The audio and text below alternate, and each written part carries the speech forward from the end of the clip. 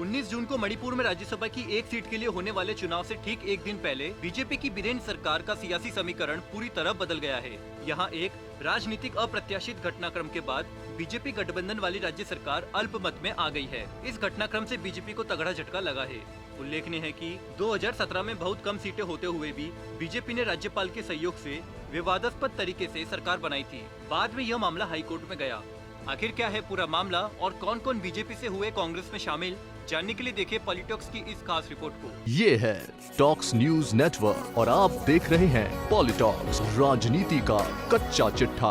राज्यसभा चुनाव से पहले कई राज्यों में जबरदस्त सियासी उठापटक का खेल चल रहा है। अधिकांश राज्यों में कांग्रेस को बीजेपी से चुनौतियों का सामना करना पड़ रहा है, लेकिन मणिपुर में इसके उलट कांग्रेस ने बीजेपी के लिए बड़ी समस्या पैदा कर दी है। ताजा घटनाक्रम के बाद मणिपुर में बीजेपी की सरकार जाना तय माना जा रहा है।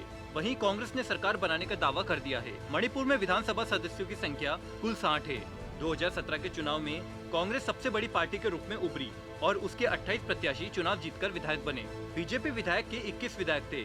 इतने बड़े अंतर के बाद भी राज्यपाल नजमा हेपतुल्ला ने बीजेपी को सरकार बनाने के लिए आमंत्रित किया। कांग्रेस के नेता इबोबी सिंह ने प्रेस कॉन्फ्रेंस करके सरकार बनाने का दावा पेश किया है। कांग्रेस के पास फिलहाल 19 विधायक है।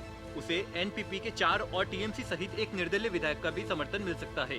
इस तरह कांग्रेस को 25 विधायकों का समर्थन हासिल हो सकता है। ताजा घटनाक्रम में उप मुख्यमंत्री वाई जयकुमार के नेतृत्व में नेशनल पीपुल्स पार्टी के 4 विधायकों, तृणमूल कांग्रेस के एकमात्र विधायक और एक निर्दलीय विधायक ने भाजपा के नेतृत्व वाली सरकार से समर्थन वापस ले लिया, जिसके चलते मणिपुर में बीजेपी की सरकार संकट में आ गई है। यहाँ एनडीए के गठबंधन को एनपीपी के 4 विधायक, निर्दलीय सहित 2 विधायक और एनपीएफ के 4 विधायक समर्थन दे रहे थे। इस तरह मणिपुर में बीजेपी को 32 विधायकों को समर्थन हासिल था। राज्यसभा चुनाव के चलते गठबंधन और पार्टी के भीतर मतभेद उभर गए और इसके बाद एनपीपी के 4 विधायकों और टीएमसी सहित निर्दलीय 2 विधायकों ने बीजेपी सरकार से समर्थन वापस ले लिया। इसके अतिरिक्त बीजेपी के 3 विधायकों ने भी अपनी सदस्यता से इस्तीफा देकर कांग्रेस का दामन थाम लिया, जिससे बीजेपी की सरकार अब अल्पमत में आ गई है।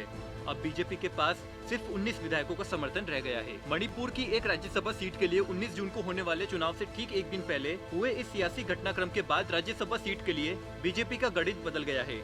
बीजेपी ने नरेश लिसेम्बा, सनाजा ओबा और कांग्रेस ने टी मंगी बाबू को प्रत्याशी बनाया है। यहाँ यह भी गौर करने लायक है कि 2017 में कांग्रेस छोड़कर बीजेपी में जाने वाले 7 विधायक हाई कोर्ट के सक्षम दल बदल विरोधी मामले का सामना कर रहे हैं। बीजेपी सरकार के अल्पमत में आने के बाद अब कांग्रेस सरकार अपना दावा पेश करने जा रही है। कांग्रेस ने गुरुवार को गवर्नर से समय मांगा है। इससे पहले मणिपुर में बीजेपी के 3 विधायक कांग्रेस में शामिल हो गए हैं और एनपीपी ने अपने 4 विधायकों का समर्थन वापस ले लिया है। इसके अलावा एक एलजेपी और निर्दलीय भी सरकार से बाहर हो गए हैं, जिससे बीजेपी की मणिपुर सरकार संकट में आ गई है। आज कांग्रेस के पूर्व मुख्यमंत्री इबोबी और पूर्व उप मुख्यमंत्री गाय खंगम गवर्नर से मिलकर सरकार बनाने का दावा पेश करेंगे। Politics bureau, Delhi. ये है टॉक्स न्यूज नेटवर्क और आप देख रहे हैं पॉलिटिक्स, राजनीति का कच्चा चिट्ठा।